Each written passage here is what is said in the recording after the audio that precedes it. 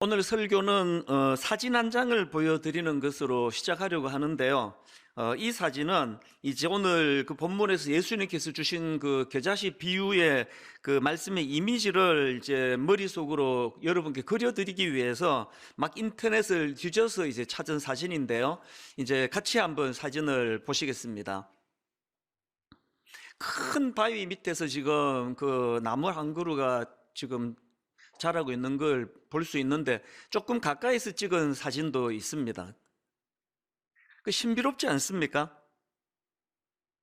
저는 그 사진이 굉장히 마음에 감동으로 다가온 게 뭐냐 하니까 어쩌다가 저 큰 그 돌덩어리 밑에 그 씨앗이 생명이 들어갔는지 모르지만 맨 처음에 그 뿌리 상상할 수 있지 않습니까?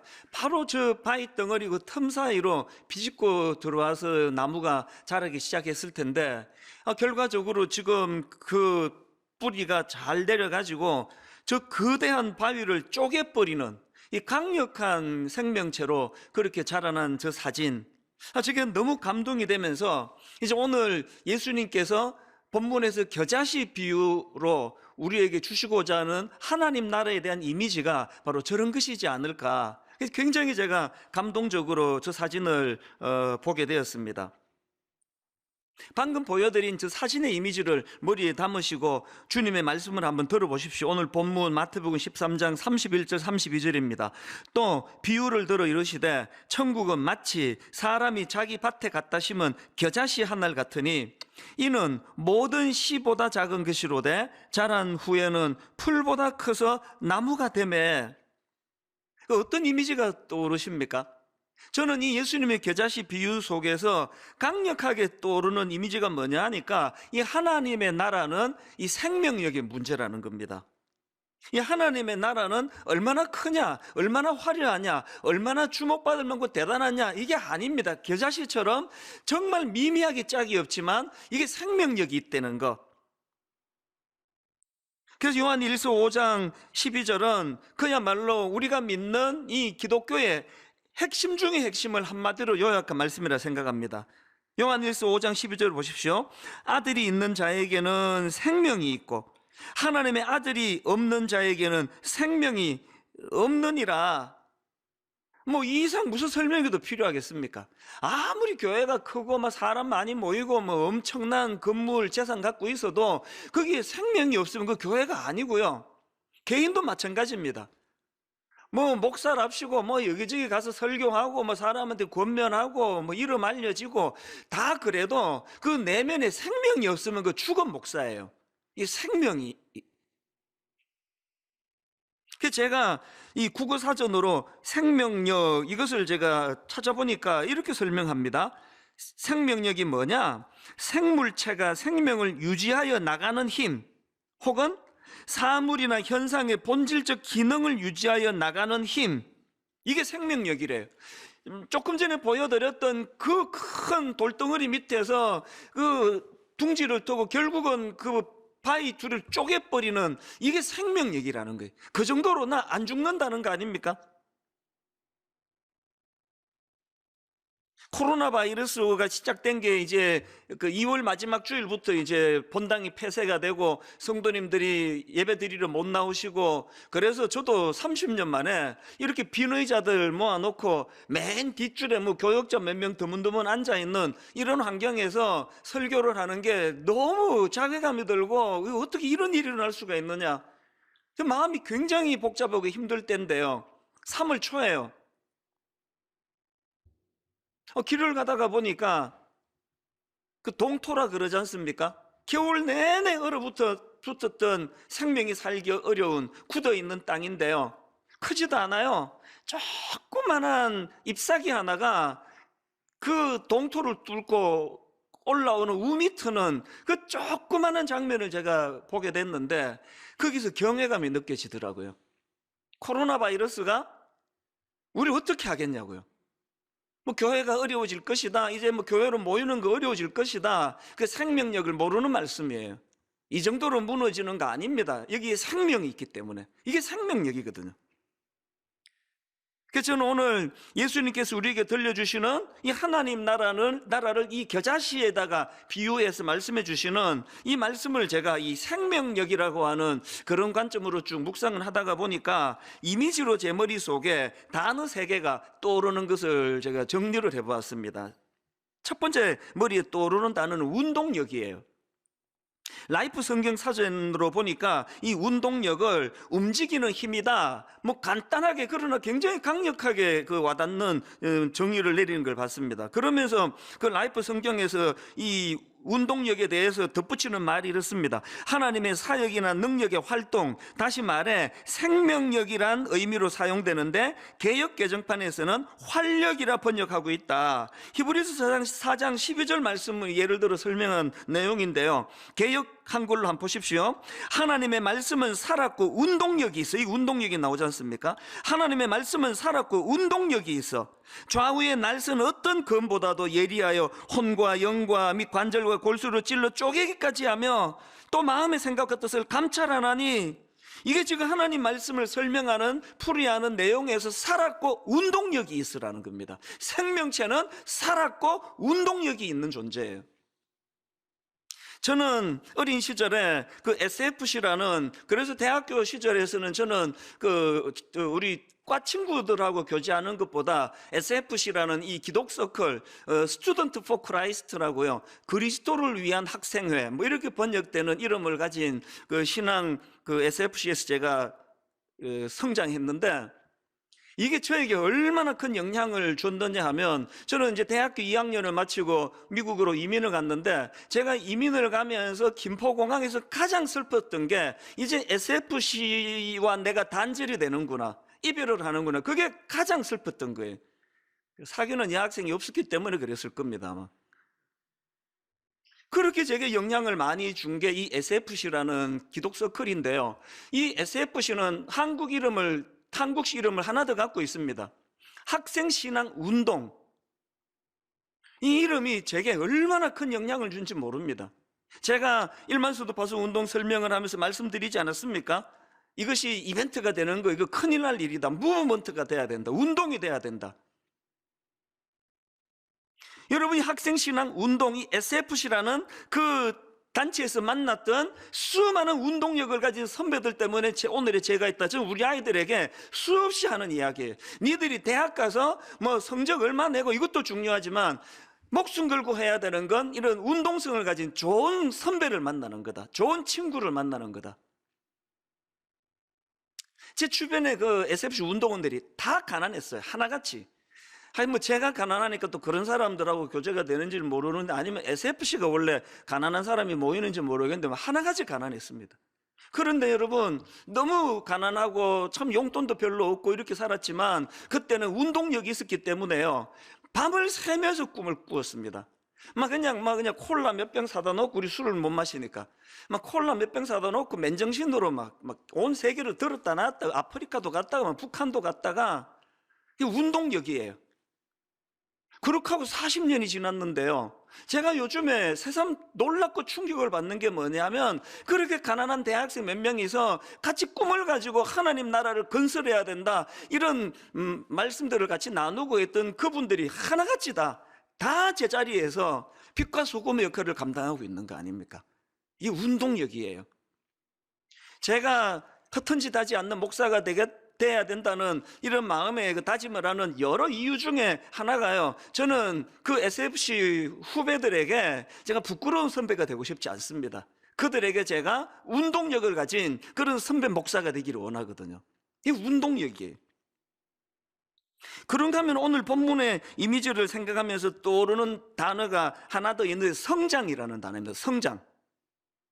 한마디로 말해서 여러분, 생명은 자라게 되어 있다는 거예요. 자라게 되어 있다. 제가 앞에서 보여드린 그 사진이 지금 온몸으로 보여준 게 바로 그거 아닙니까? 바위가 맞고 있어도 나는 생명을 가졌기 때문에, 이것 때문에 성장을 멈출 수 없다, 이게 바위를 쪼개버리잖아요.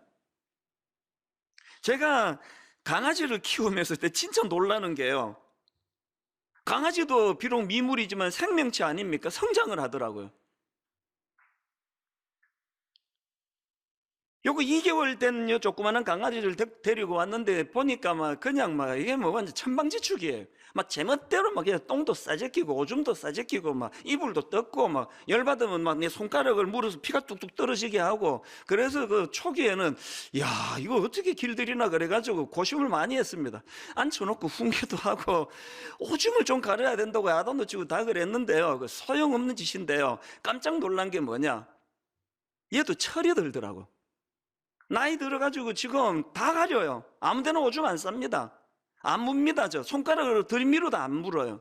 철이 든 거예요. 네, 이렇게 표현했더니 우리 그 부목사님, 후배 목사님이 저보고, 아니 목사님 그 개 보고 철이 든다는 표현은 좀 그런데요. 그래서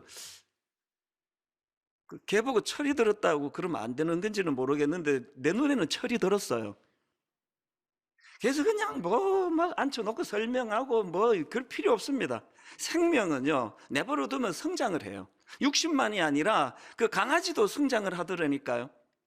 자녀 교육한다고 뭐 그냥 앉아봐라 그래가지고 막 야단치고 그 아무 소용없는, 저기 주로 제가 많이 한 일인데요. 그 요즘에는 앉아봐라 이런 말 거의 안 합니다. 요즘은 서서 얘기를 해요.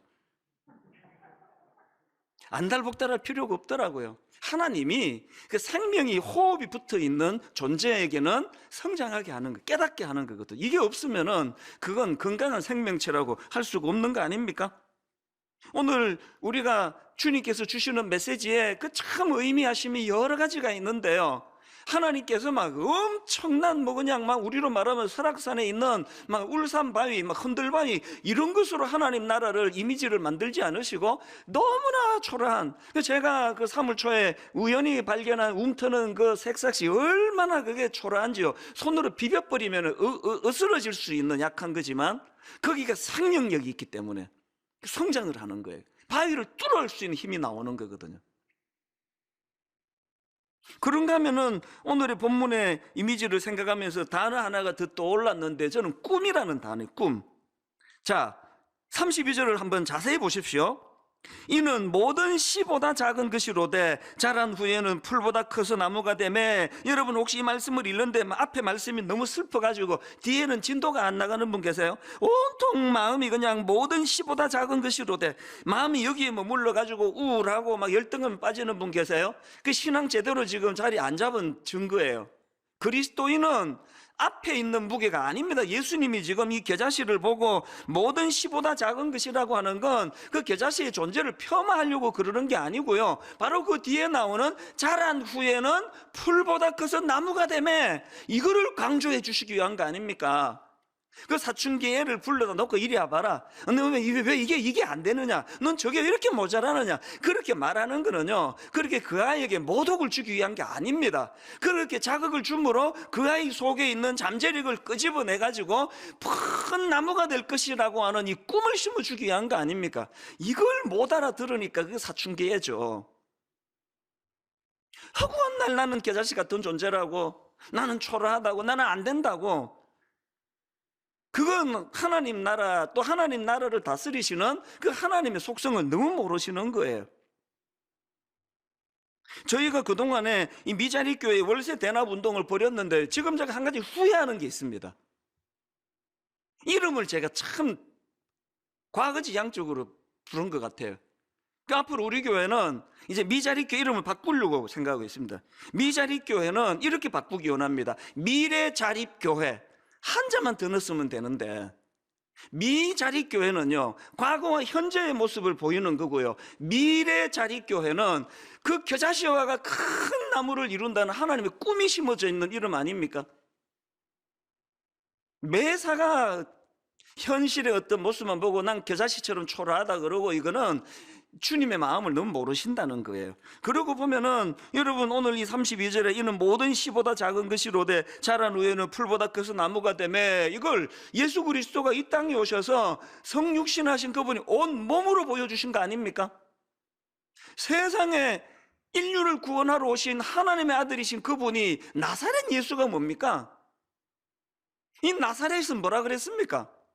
비아냥거릴 때 그 나사렛에서 무슨 선한 게 나오겠냐고 이런 소리나 듣던 그 지역을 예수님의 지금 그 닉네임처럼 나사렛 예수라는 거, 그래서 여러분 2주 전에 제가 설교 시간에 마가복음 말씀드릴 때 그 귀신이 그거 갖고 조롱했다 그러잖아요. 나사렛 예수요, 비아냥거리는 거예요. 그 뭐 나사렛에서 무슨 선한 게 나오겠다고. 예수님께서요, 왜 나사렛 예수시냐고요. 겨자씨로 오셨다는 거거든요. 그것뿐입니까? 엄청난 하나님 나라를 건설해 나가셔야 되는 예수님이 동력자들을 뽑으시는데 하나같이 겨자씨에 하나같이. 그런데 예수님이 그런 초라한 사람들을 12을 뽑으시는 과정에서 던지시는 메시지가 전부 다 꿈입니다. 자, 마태복음 4장 19절을 보십시오. 말씀하시되 나를 따라오라. 내가 너희를 사람을 낚는 어부가 되게 하리라. 겨자씨 보고 지금 거대한 나무를 향한 꿈을 심어주시는 거 아닙니까? 베드로도 마찬가지예요. 요한복음 1장 42절 데리고 예수께로 오니 예수께서 보시고 그러시되 네가 요한의 아들 시몬이니 장차 게바라 하리라 하시니라. 여러분이 게바는요, 바위라는 뜻을 가진 단어예요. 내가 이 말씀을 묵상하다가 무슨 그 못된 마음이 생각이 쑥 들어왔냐면, 아니 그 장차 게바 바위 될 사람을 뭐하러 찾으시냐고. 이미 지금 바위 찾으면 되는데, 그 하나님은, 주님은 참 일을 복잡하게 하시는 분 아닙니까? 아니 지금 바위가 지금 한둘입니까? 아니 그 바울 지금이야 이제 큰 나무가 돼가지고 우리가 존경하지만 그게 인간입니까? 예수 믿는 사람 잡아 죽이려고 그러고 그냥 돌 던지는데 주동이 되고, 그런 미숙한 바울을 왜 그 당시 이미 바위 같은 견고한 지도자들이 많은데 왜 굳이 그 못된 바울을 들어 사용하시느냐? 이게 하나님 나라라는 거예요. 겨자씨를 찾아가지고 그 꿈을 심어주고 그가 큰 나무가 되도록 만드는 거. 이런 의미에서 저는 오늘 저와 여러분이 맨날 나는 겨자씨라고, 나는 초라하다고, 나는 이것밖에 안 된다고, 이 못된 생각을 성령님이 다 깨우쳐 주시기를 바랍니다. 저는요, 모든 씨보다 작은 겨자씨를 가지고 자란 후에는 풀보다 커서 나무가 된다 말씀해 주시는 그 예수님이 너무 좋습니다. 만약에 우리 예수님이요, 큰 것만 추구하시고 거대한 것만 추구하시고 그렇게 하나님 나라를 추구하는 분이라면 그 하나님 나라를 설명하면서 그 보잘것없는 그 겨자씨를 예로 절대로 안 드십니다. 이 초라한 겨자씨를 예를 들어 하나님 나라를 설명하시는 그분이 우리 주님이시기 때문에 이 겨자씨 같은 저 같은 인생도 지금 이렇게 지금 사람 노릇하고 사는 거 아니겠습니까? 이런 맥락으로 오늘 본문 말씀을 정리해 보면은 지금 본문에서 예수님께서 말씀하시는 겨자씨 비유는요, 이 하나님 나라의 생명력, 또 하나님 나라의 잠재력, 그리고 그것들이 가져다 주는 영향력을 상징적으로 그렇게 하나님 나라를 그려주시는 그런 내용이지 않을까, 그렇게 정리를 해볼 수 있는데요. 그런데 여러분, 여기서 진짜 중요한 포인트 하나를 놓치시면 안 됩니다. 사실은 지금부터가 제가 드리고 싶은 중요한 본론이에요. 자, 오늘 본문을 다시 한번 보십시오. 31절 32절입니다.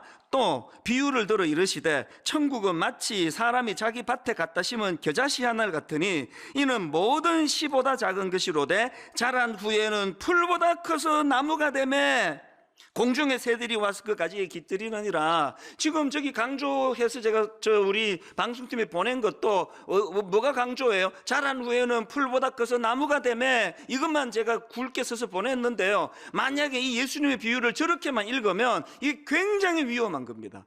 사실은 저도 그렇게 설교했던 거를 제가 지난주에 회개했습니다. 하나님 나라를 설명할 때 작은 겨자씨가 엄청난 나무를 이루게 된다, 이것만 설교하는 건 왜 이게 위험하냐? 구약 다니엘 4장을 가지고 이거에 대해 설명해 드릴게요. 다니엘 4장에도 보면 오늘 본문과 비슷한 이미지가 나오는 것을 볼 수 있는데, 이제 그 당시 최고 권력자였던 이 느부갓네살 왕이 꿈을 꾸고 이제 다니엘 보고 해몽을 요구하는 과정에서 나온 이야기인데, 그가 꾼 꿈이 이렇습니다. 자, 다니엘 4장 10절부터 보십시오. 내가 침상에서 나의 머리 속으로 받은 환상이 이러하니라. 내가 본즉 땅의 중앙에 한 나무가 있는 것을 보았는데 높이가 높더니 그 나무가 자라서 견고하여지고, 우리 지금 본문에 본문의 겨자씨 비유랑 좀 비슷하게 나갑니다. 그 나무가 자라서 견고하여지고 그 높이는 하늘에 닿았으니 그 모양이 땅 끝에서도 보이겠고 그 잎사귀는 아름답고 그 열매는 많아서 만민에 먹을 것이 될 만하고 들짐승이 그 그늘에 있으며 공중에 나는 새는 그 가지에 깃들이고 육체를 가진 모든 것이 거기에서 먹을 것을 얻더라. 오늘 본문의 이미지하고 너무 비슷한 거 아닙니까? 여기 나오는 중앙에 선 견고한 나무는요, 그 느부갓네살, 꿈을 꾼 느부갓네살 왕을 지금 가리키고 있는데요, 이게 공통점도 있고 차이점도 있습니다. 오늘 본문과 공통점은 어마어마한 영향력을 미치는 거대한 존재가 되었다, 이것이 공통점인데 차이점이 뭐냐? 시간이 지나니까요, 어떤 차이가 나느냐? 자, 느부갓네살 왕을 상징하는 중앙에 선 견고한 나무는 어떻게 몰락을 하느냐? 자, 다니엘 4장 14절입니다. 그가 소리 질러 이처럼 이르기를 그 나무를 베고 그 가지를 자르고 그 잎사귀를 떨고 그 열매를 해치고 짐승들을 그 아래에서 떠나게 하고 새들을 그 가지에서 쫓아내라. 이게 지금 어떤 결과입니까? 똑같은 공통점으로 큰 나무가 됐는데 시간이 지나니까 느부갓네살 왕으로 상징되는 그 권력은 어떻게 됐습니까? 심판을 통해서 베어져 버리는 거예요. 그래서 그렇게 깃들던 새들이 다 떠나버리는 겁니다. 여러분이 다니엘 4장에 나오는 이 거대한 나무는 느부갓네살 왕으로 상징되는 권력과 명예를 추구하는 인생을 보여주는 거거든요. 여러분, 제가 앞에서 오늘 본문에서 이 자란 후에는 풀보다 커서 나무가 되매 이것만 주목하면 왜 위험하다고요? 제가 사실 신학교 다닐 때 꾸었던 꿈을 회개하는데요, 저는 정말 이루기를 바랬거든요.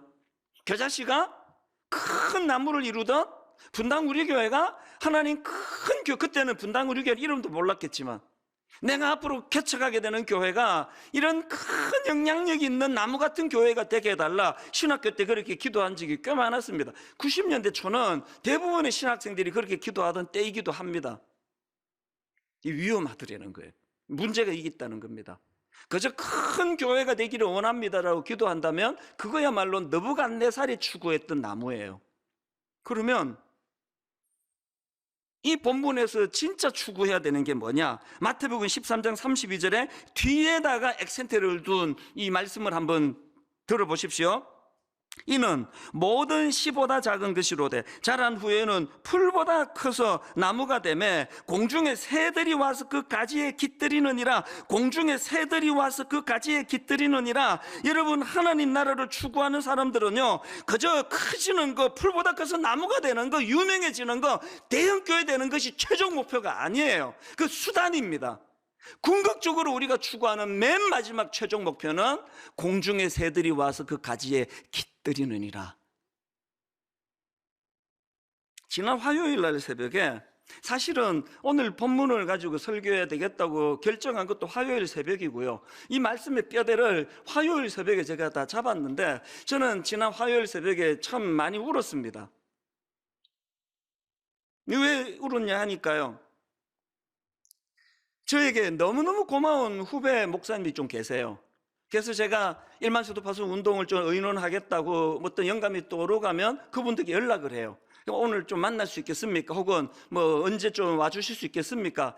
전부 다 담임 목사님들이신데요, 한 번도 거절한 적이 없습니다. 만사를 제치고 달려와 주시는 고마운 후배 목사님들이 좀 계시는데요, 그 중에 이제 한 목사님은요, 수년 전부터 그 일을 하고 계세요. 그냥 수시로 이제 편하고 좋으니까 본인이 또 그걸 기꺼이 하니까 잠깐 올 수 있겠느냐. 그래서 이제 같이 일만서도 파수 운동은 꿈을 같이 나누고 방향을 의논하고 이걸 수년째 했는데 지난 화요일 날 그 목사님이 딱 2년 전입니다.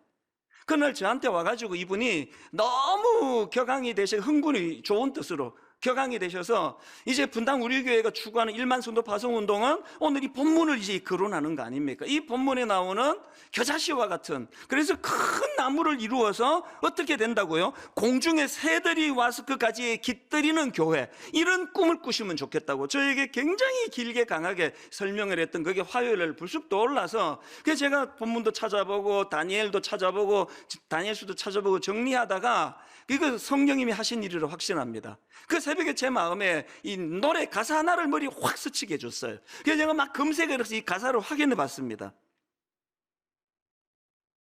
지금은 목사님이 되신 하덕규 목사님이 부른 그 가시나무라는 이 노래, 제가 설교 시간에 한두 번 인용해 드렸었던 기억이 있는데요. 화요일 새벽에 이 가사로 제가 눈물이 이렇게 쏟아진 겁니다. 왈칵. 그 가사를 제가 다시 한번 읽어 드릴게요. 내 속엔 내가 너무도 많아 당신의 쉴 곳 없네. 내 속엔 헛된 바램들로 당신의 편할 곳 없네. 내 속엔 내가 어쩔 수 없는 어둠, 당신의 쉴 자리를 뺏고, 내 속에 내가 이길 수 없는 슬픔, 무성한 가시나무 숲 같네. 예전에 제가 이 갖고 설교하면서 우리의 죄성으로 인해서, 우리의 탐욕으로 인해서 내 안에 계시는 주님을 참 기쁘게 시원케 드리지 못하는 그 아픔을 제가 설교 시간에 피력했던 기억이 나는데요. 지난 화요일에는 그 다음 가사에서 제가 눈물이 쏟아진 건데요. 그 다음 가사 한번 들어보세요. 바람만 불면 그 메마른 가지 서로 부대끼며 울어대고, 그 다음 이거예요. 쉴 곳을 찾아 지쳐 날아온 어린 새들도, 쉴 곳을 찾아 지쳐 날아온 어린 새들도 가시에 찔려 날아가고. 그는 새벽에 하나님이 제 마음에 회개하는 마음을 주셨어요.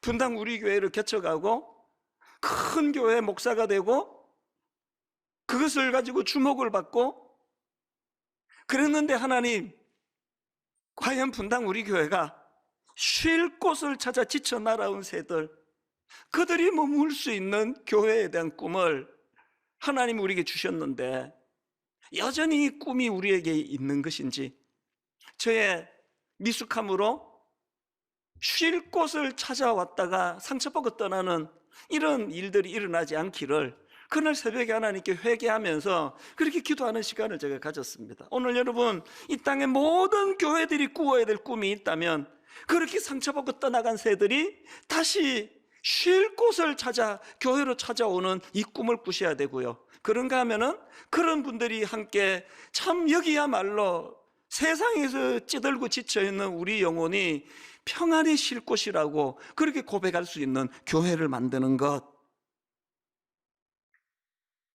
공중의 새들이 와서 그 가지에 깃들이느니라. 이 하나님 나라래요. 이게 교회라고 주님은 말씀하고 계십니다. 이런 점에서 저는 지난 화요일 새벽에 1만 수도 파송 운동, 하나님, 이것이 우리 교회를 과시하고 우리 교회를 드러내고 이것을 자랑하고 이런 것으로 전락되지 않도록 주님 불쌍히 여겨주시기를 원합니다. 지난주에도 말씀을 드렸지만 여러분, 1만 수도 파송 운동은요 그저 분당 우리 교회 숫자 줄이는 게 목표가 아닙니다. 큰일 날 일이에요. 숫자를 줄이는 게 목표가 아니고, 이제 세워지게 될 서른교 교회와 그리로 파송받아가게 될 우리 성도님들이 새로 모시게 될 담임 목사님과 더불어 어떤 꿈을 꾸셔야 됩니까? 공중의 새들이 와서 그 가지에 깃들이느니라. 쉴 곳을 찾아 날아온 지친 새들이 머물 수 있는 교회가 되도록 이런 꿈을 꾸게 하는, 이게 1만 성도 파송 운동의 꿈이고 목표라고 생각을 합니다. 이런 점에서 여러분, 저는 오늘 여러분께 중요한 기도 부탁을 드리고 싶은데요, 세워지게 될 30명의 이 담임 목사님들을 잘 세우는 게 올해의 모든 기도 제목의 핵심이라고 생각을 합니다.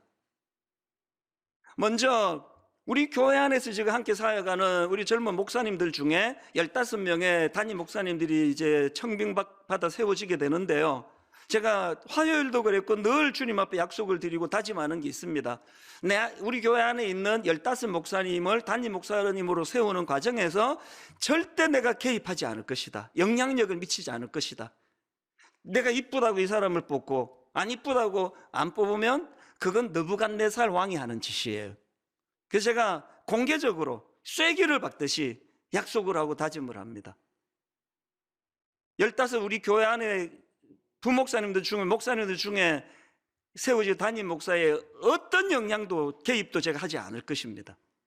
이미 서로서로를 너무나 잘 아는 우리 교역자들이 교역자들을 추천하고 교역자들이 교역자들을 선발하는 이런 시스템이 이미 가동이 됐는데요, 3번에 걸쳐서 설문조사를 이미 이루었고요, 앞으로 2번 더 할 겁니다.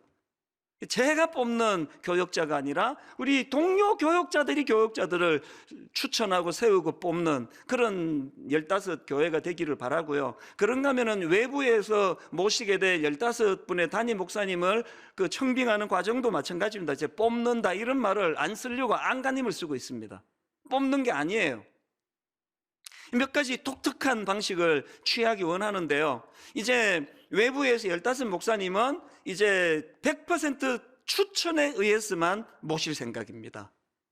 그럼 누가 추천하느냐? 세 종류의 분들이 추천해 주시는데요. 첫 번째는 이제 내가 추천하는 이 목사님 부목사 시절에 내가 담임 목사님이었다. 그래서 한 3년 이상 가까이서 이 목사님을 지켜보신 분이 이분은 정말 하나님의 종이야. 그런 분들이 담임 목사님들이 추천해 주시고요. 또 누가 추천하느냐? 두 번째로는 함께 사역했던 동료 부목사님들이 내가 이분을 가까이서 한 3년 이상 지켜보니까 이분은 진짜 종이다. 요 대목에서 내가 너 추천할게, 네가 나 추천해라, 이런 일을 없기를 바랍니다. 마지막 세 번째로는 그 목사님이 사역하시던 교회에서 내가 성도로서, 내가 권사 또 집사로서 이분하고 같이 사역을 했는데 이분은 내가 진짜 추천해야 되겠다. 그런 분들을 추천해 주시면요, 교회가 좀 번거롭지만 그렇게 추천받은 목사님에 대해서 연락을 드려가지고 요런 소리를 가지고 우리 교회에 좀 청빙에 응해 주시겠습니까? 그렇게 교회가 요청할 생각입니다. 뭐하러 이렇게 복잡하게 일을 하느냐고요? 우선은요, 철저하게 비밀을 보장하기 위해서예요. 그래서 부탁하는데요, 추천하시는 목사님이나 우리 성도님들은 내가 목사님 추천했습니다, 이걸 절대로 발설하지 마시기를 바랍니다. 하나님 앞에서 세워지는 담임 목사님들은 무슨 뭐 인기 투표하듯이 또 내가 잘 아는 사람이니까 이렇게 해서 세워지는 분들이 아닙니다. 하나님의 주권에 의해 가지고, 그래서 절대로 그 추천한 내용을 사실을 말하지 마시고요. 또 교회도 한 가지 약속을 드리겠는데 그 내용에 써주신 거를 어떤 경우라도 발설하지 않습니다. 절대 비밀을 지켜드릴 것을 제가 약속을 드리겠습니다. 그런가 하면은 선발 과정도 좀 차별화가 있기를 원합니다. 이게 무슨 뭐 회사에서 직원 뽑듯이 뭐 그렇게 해서는 안 된다고 생각합니다. 그래서 이제 얼마나 많이 추천이 들어올지 모르지만 할 수만 있다면 이제 한 6개월 정도 이 목회자 학교 같은 거를 통해서 인격과 인격이 서로 대면을 하고 서로가 서로를 평가하고 이런 완전히 다른 방식으로 15목사님을 저희가 청빙할 계획인데요. 이제 오늘 오후부터 교회 홈페이지에 이것들이 다 이제 내용이 오픈이 되니까 들어가 보시고 딱 떠올려지시는 그 목사님이 계시면 여러분들이 절대 비밀로 조용히 그렇게 그 추천을 저희들에게 의뢰해 주시면은 저희들이 잘 살펴서 15목사님을 잘 모시도록 하고, 여기에도 뽑는 결정적인 과정에는 제가 관여하지 않겠습니다. 함께 팀으로 함께 객관적인 어떤 내용들을 가지고 그렇게 나누어지기를 바라고요. 그런가 하면은 지난 화요일 저녁에 이 가평 우리 마을이 어떤 마을이 되면 좋겠냐를 수년을 고민했는데 화요일을 답을 주셨습니다. 가평 우리 마을은 지친 새들이 깃드는 동산이 되기를 원합니다. 지친 새들이 깃드는 동산. 사실 이 가평 우리 마을 준비하던 초기에는 장애인들이 그룹으로 함께 생활하면서 또 일을 하는 거주 형태의 공동체를 계획했는데 이게 불가능하게 됐습니다. 왜? 우선 가평 지역에서 이 주거복지시설로 허가가 나지 않습니다. 여러 가지 이런 그 이유 때문에, 그래서 이제 방향을 어떻게 바꾸었느냐, 지난주 말씀드렸지 않습니까? 이제 우리 청년들, 장애인 청년과 비장애인 청년이 서로 손에 손을 맞잡고 서로를 세우면서 그렇게 일거리가 창출이 되고 창의적으로 이끌어 나가는 그런 동산이 됐으면 좋겠다. 그리고 또 가평 우리 마을에서 나오는 수익금을 가지고 중증장애인 양로시설에 대한 꿈을 품겠다, 이런 것으로 방향을 전환을 시켰는데 이 모든 몸부림들이 이 지친 새들이 깃드는 동산이 되고자 하는 몸부림이라는 거. 그래서 이제 우리 이따가 찬양하고 기도하고 나면은 예배 말미에 우리 전문가 몇 분이서 너무 좋은 컨셉의 이 가평 우리 마을 동영상을 만들어 주셨거든요. 이것을 함께 보시면서 이제 꿈을 같이 펼쳐 나가기를 원합니다. 오늘 말씀의 결론을 이렇게 맺기를 원합니다. 오늘 본문에서 가장 중요한 대목이 31절에 이 굵은 표시를 한 이 대목입니다. 또 비유를 들어 이르시되 천국은 마치 사람이 자기 밭에 갖다 심은, 이게 중요합니다. 사람이 자기 밭에 갖다 심은 겨자씨 하나 같으니. 무슨 뜻입니까? 호씨가 날리듯이 우연히 일어난 게 아니라는 거예요. 누군가가 의도를 가지고 심었다는 거 아닙니까? 이 비유의 가장 중요한 대목이에요. 하나님이 심으신 거예요. 무슨 씨를? 겨자씨를. 이게 눈물 나는 은혜의 대목이에요. 나같이 자격 없는 이 겨자씨 같은 걸 하나님 나라 건설을 위하여 의도를 가지고 심으시는 그 하나님. 저는 이 하나님의 주도성도 여기서 발견하지만 더 가슴 벅찬 신앙의 고백이 뭐냐? 하나님의 자신감이에요. 무슨 자신감? 나 같은 부실한 그를 가지고도 끝끝내 하나님 나라를 건설할 수 있으시다는 하나님의 자신감이에요. 베드로 같은 세상의 성격이 너무 다혈질이해서 우레의 아들, 번개의 아들이라는 별명을 가질 수밖에 없었던 요한을 위시한 그 초라한 제자들을 주님 뽑으실 때 그 주님의 자신감, 이 겨자씨 같은 제자들을 통해서도 하나님 나라는 건설될 수 있다는 것. 오늘의 결론을 저는 이렇게 맺기를 원합니다.